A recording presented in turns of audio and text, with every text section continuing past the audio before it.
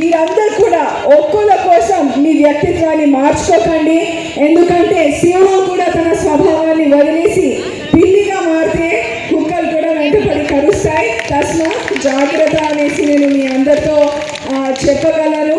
మరి మీరు చూడొచ్చు, ఇంకో మన హిందూ ధర్మంలో కానీ మనం చూసి ఏంటంటే రాముడు అంతటి వారు రాముడిని నచ్చలేదు, మరియు కృష్ణుడు కంసుడిని నచ్చలేదు. అయితే జీవితంలో అందరికీ నచ్చేటట్లు అందరికీ మెచ్చేటట్లు జీవించాలంటే అది కాని పని.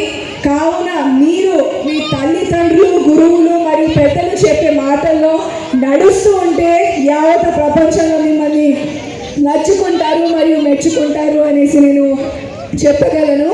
మరి అదేవిధంగా మీరందరూ కూడా ఈరోజు ఇక్కడ వచ్చేసి ఈ కార్యక్రమాన్ని అంగరంగ వైభవంగా ఆలపిస్తూ వేదిక మీద ఉన్న పెద్దలు స్వామీజీ, ఇంకా శశిధర్ గారు, మరి ఇక్కడికి వచ్చిన పెద్దలందరూ కూడా మీ చిరునవ్వులతో నన్ను ఆశీర్వాదిస్తున్నారని భావిస్తూ నిన్నటి కంటే రేపు బాగుండాలి, రోజుల నుంచి రోజు సాగాలి, దిగులు నీడలు తాకకుండా ఉండాలి, జీవితం ఆనందమయంగా ఉండాలి, మీరందరూ బాగుండాలి, అందులో నేనుండాలి అని కోరుకుంటూ ఈరోజు నాకు ఇక్కడికి ఇన్వైట్ చేసిన ఆర్గనైజర్స్ అందరికీ, మధుసూదన్ గారికి, ప్రవీణ్ దుబే గారికి అందరికీ నేను ధన్యవాదాలు తెలుపుతూ సెలవు తీసుకుంటున్నాను.